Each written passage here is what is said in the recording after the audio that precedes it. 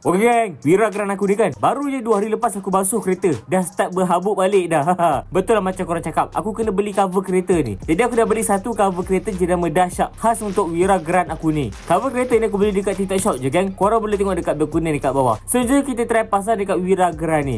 Geng, fingam elok weh. Tak ada singkat ataupun labuh sangat. Okey, apa kelebihan cover dahsyat ni? First, dia ada reflektor dekat depan, side mirror dan juga belakang. Kalau korang pakai dekat luar rumah tepi jalan memang tak ada hal geng. Dari jauh boleh nampak. Lepas tu geng, cover ni tutup, memang tutup habis lah geng. Elok je fitting dia. Lepas tu ini yang special dia geng. Dekat tepi ni kan, dia ada zip tau.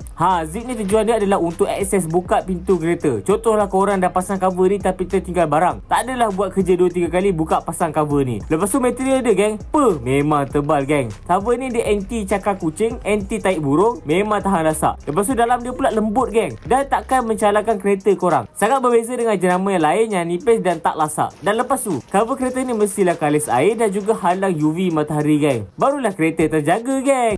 Dan kalau nak simpan, dia ada bagi sekali sarung dia sekali. So far aku rasa cover kereta ni paling perfect dan function geng. Kalau korang nak beli, kena ikut saiz dan jenis kereta korang, okey? Cover kereta dahsyat ni memang terbaik geng. Okey dan